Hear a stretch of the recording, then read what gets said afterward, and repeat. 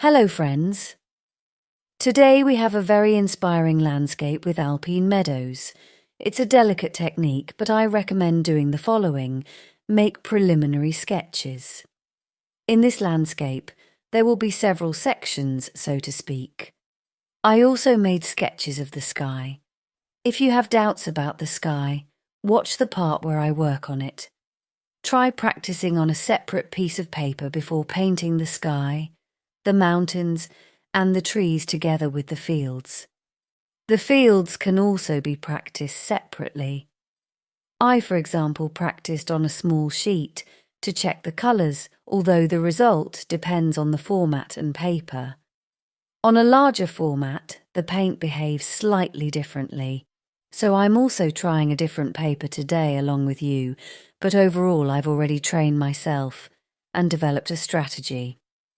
This landscape won't take long to complete, and it's not particularly difficult.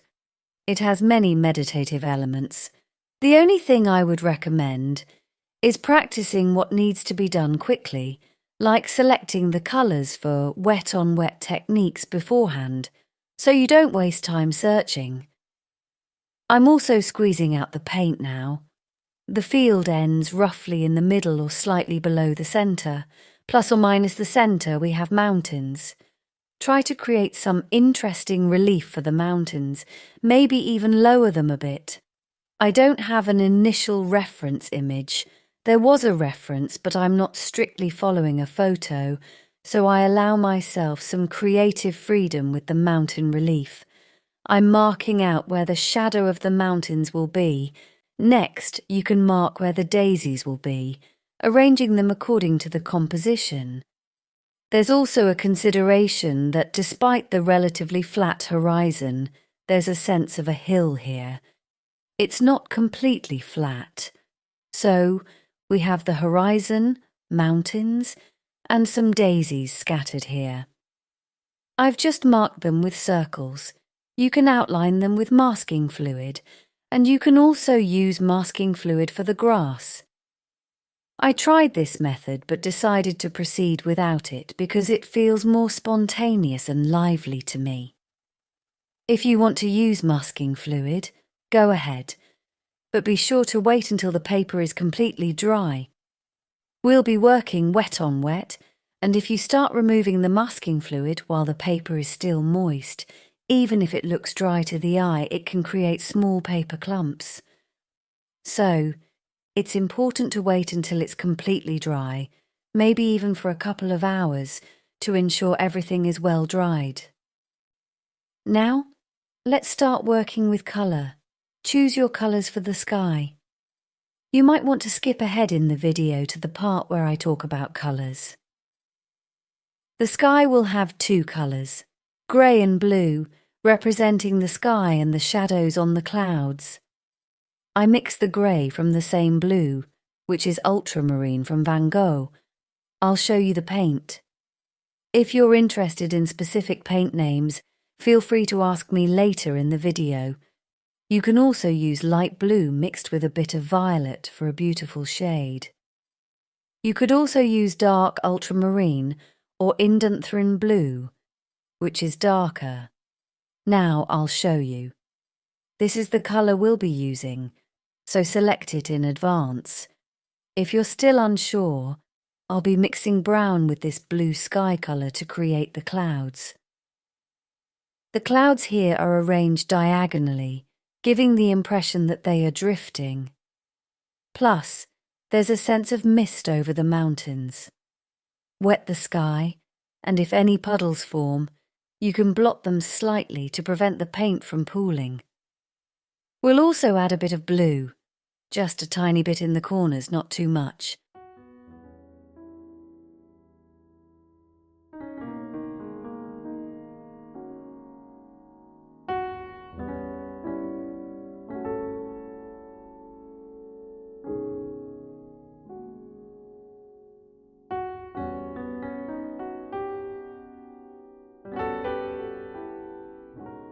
So you can see some clouds with just a hint of blue sky between them.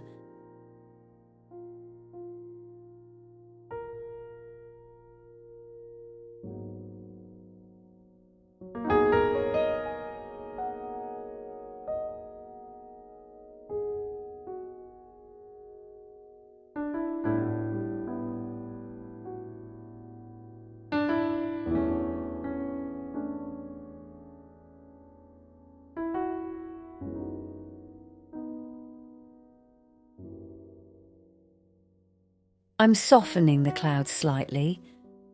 My paper is forming strong edges here, which I don't want. Now I'm mixing brown with this colour because we'll be using this shade in the mountains as well. The brown should have a reddish tint so that the resulting grey doesn't turn greenish, but rather leans towards a purplish hue when mixed with blue. Now, you can add a touch of this brownish grey to the clouds for a very light effect. You need to work quickly while the paper is still wet. If you're unsure, practice the colours beforehand. Now, I'm switching to a smaller brush. I'll also soften the bottom edge a bit to create a smooth transition between the mountains and the sky. You can bring this cloud colour down here as well. When thinking about how to create the pattern of the mountains, imagine a sheet of paper folded into an accordion and then compressed. This simulates how the Earth's crust moves and forms these mountain ridges.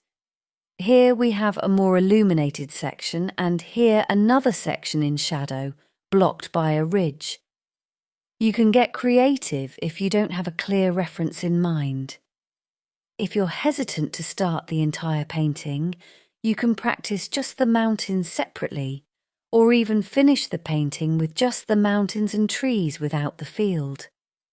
Look at real mountains or photos for inspiration and try to replicate the patterns. I wet the paper at the bottom to create a smooth transition, avoiding a sharp edge where the mountains meet the sky. Even just painting the mountains with the sky can result in a beautiful image. If you ask about the difficulty level of this tutorial, but I always say that any painting can be done if you break it down into parts and practice each section.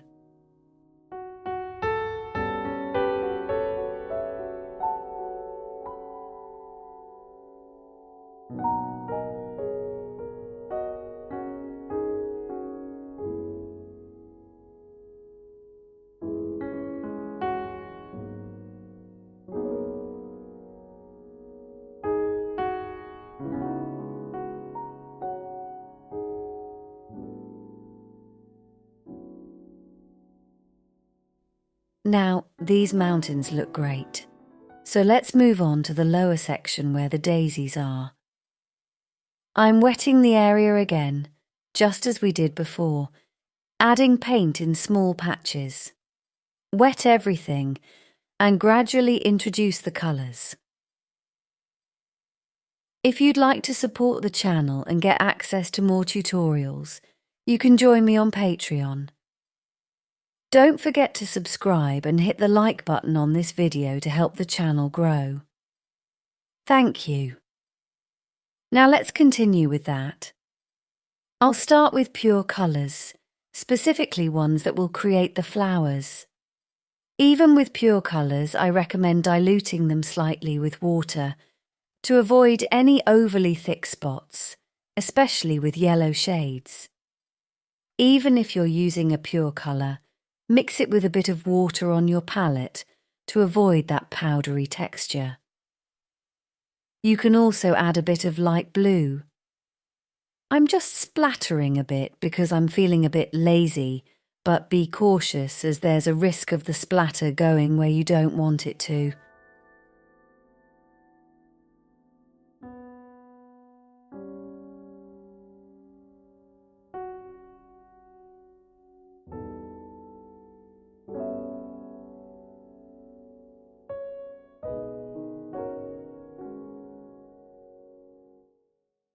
Now, I'll add a bit of green, distributing it around the daisies.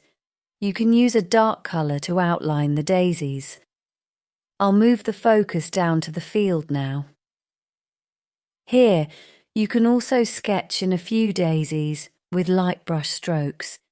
If you're unsure, or if it's not turning out as you hoped, you can practice sketching daisies on a separate sheet. But remember, these daisies aren't the main focus here, so don't worry too much. The paper I'm using is quite thick and can hold water for a long time. However, I previously tried this on a lighter paper, around 200 gris, and it worked as well, though you might need to re-wet the paper a bit. But in the field, it's not a big deal if some patches form.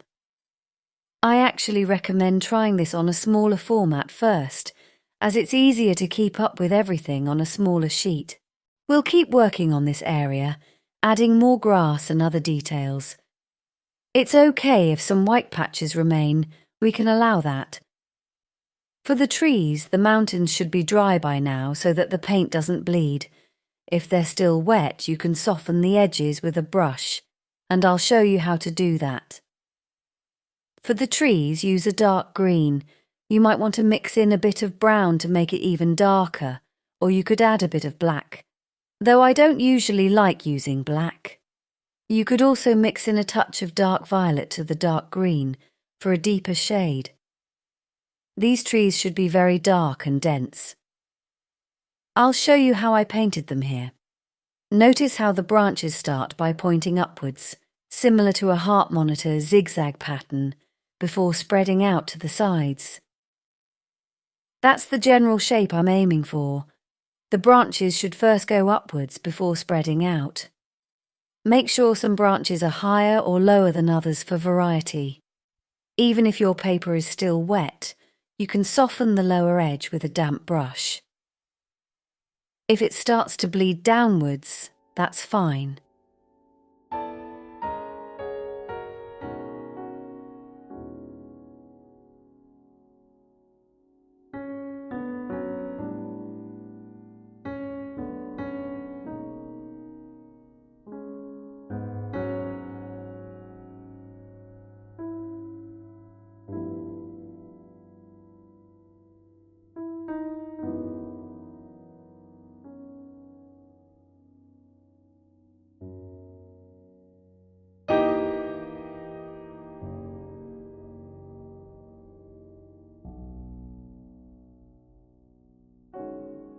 Now I'll show you what to do if the edges have dried and are no longer wet.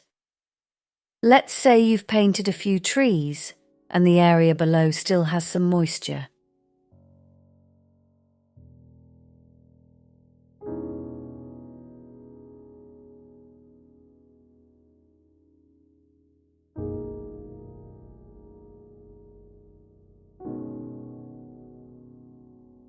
You can take a clean brush, soften the edge, and let the moisture spread downwards. It will only spread so far before stopping, usually before it reaches the edge of the paper. You can blend it like this as long as the layer is dry. By the time you start painting on 200 dream paper, it might be drying slowly like mine. The next step is quite challenging for those who don't like chaos, because now we need to mess up the beautiful scene we've created with some grass and other random elements. But doing this will really bring the scene to life. What we do here is choose some interesting colours. It's important not to apply them too densely, especially if you're mixing colours on yellow. You want them to be semi-transparent. The base tone is already set, so now we'll gradually fill in some areas, leaving some gaps. You can add some darker spots or even some purple bushes. I really want to highlight this gap here by changing the colour slightly. You don't need to fill every spot with colour. Leave some white spaces, especially where the light hits. It's a good idea to step back and look at your work from a distance. Don't be afraid to add different colours and transitions so that the scene isn't just a solid green mass. You can add yellow tones in some areas, and as you move towards the horizon, the contrast can decrease. I'm using a very transparent colour here, gradually fading it out. For example, I'm making this little hill more yellow, letting the grass fade into the distance. Grass can go in different directions, and you might not just have grass, but also large leaves or different size clumps. Adding darker colours under the daisies really makes them pop, You can see how just a few strokes have brought the daisies forward.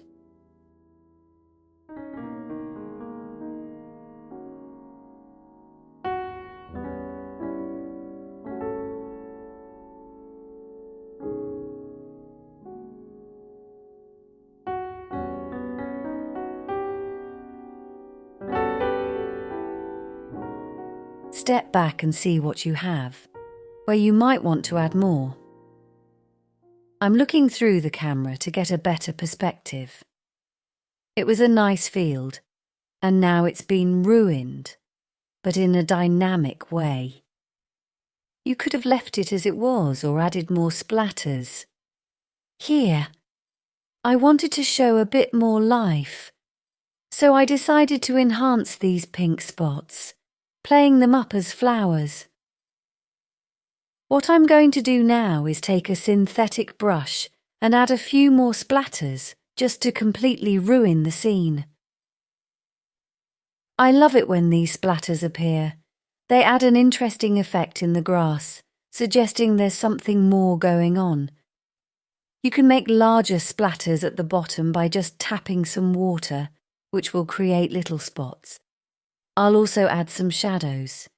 Wow, how beautiful! Honestly, this paper is really good. I love it. Let me tell you again, it's really great for these techniques where the paint needs to flow beautifully. This is cellulose, not cotton, but it creates such lovely effects when the paint spreads. Just look at how gorgeous that is. The mountains turned out beautifully as well. I've been a bit playful with the field, adding some streams. From a distance, it looks lively, but up close it's a bit messier. However, I think if you start by creating a beautiful pattern for the splatters, the rest of the scene will come together naturally. I may not have managed to create enough splatters the first time, so that's something you can practice. But overall, we've created a lovely landscape. It took me about 40 minutes, and it's quite impressive. You can keep adding different elements like trees, various types of clouds, and experiment with different ideas. Just remember, with different lighting, the colours of the mountains will change. For example, you could make the mountains more yellow-green, or add an autumn forest by referencing some photos. The key is understanding this layered technique, which I hope you've grasped and can now try on your own projects. Feel free to experiment and bring your own ideas to life. Don't forget to subscribe and hit the like button to stay updated on future tutorials. See you in the next masterclass. Goodbye.